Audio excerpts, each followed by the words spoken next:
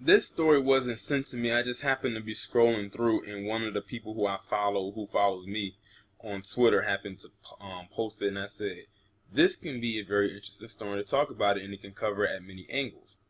Now, the article of this, what I'm about to talk about, was posted on June 21st, which was about roughly 2 weeks ago. But it was also another article that was posted up July 2nd, which was 2 days ago. But I feel like it's still very recent, and I wanted to talk about it. Now, you see in this picture right here, you see a guy holding a sign that says, "We want track and field," and another person in the back saying, "We want sports." And there's another sign, but I can't see it because this one right here is blocking it. Basically, in the state of New York, well, in this portion of it, and when I say they, I'm talking about these administrators, mostly pretty much white ran administrators, have decided that they want to completely shut out black and quote-unquote Latino kids in sports programs in high schools. And I said one angle I can come at it is the reason they're doing this is because a lot of the black students, and I guess you can say some of the Latino students, can beat and dominate in a lot of these sports, especially football and basketball. And when it comes to baseball, you'll find that a lot of quote-unquote Hispanic or Latino individuals are on a professional level have broken that barrier heavily in the MLB, the Major League Baseball world. It's actually almost more of them than it is white people.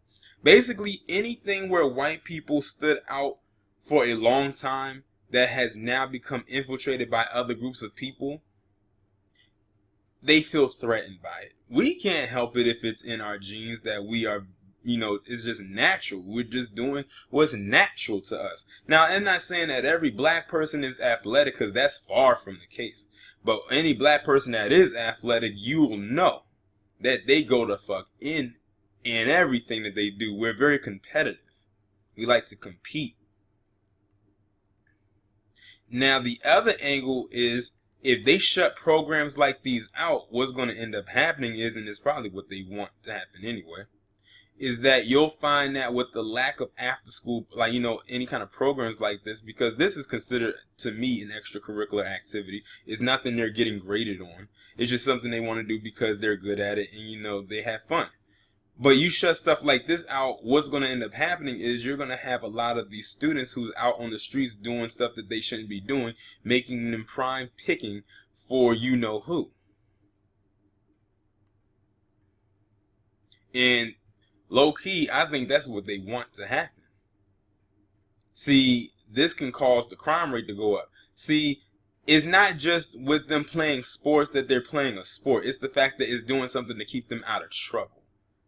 And if they're not in trouble, then that doesn't give the quote-unquote police anything to do, even though you don't even have to be in trouble, especially being black in this establishment, and they'll still get your ass, and they'll find a way to flip it on you and say that you were doing something wrong once they get the court of public opinion on their side.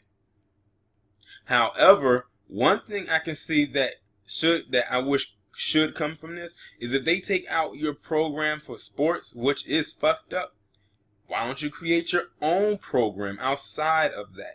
I'm very sure there's a lot of boys and girls clubs that you can do. You can maybe be a coach or something like that. And it's the summertime too. This would be the perfect time. Well, we're kind of a month over into summer now, so it might be a little too late. But maybe start some programs for the youth, and do it that way.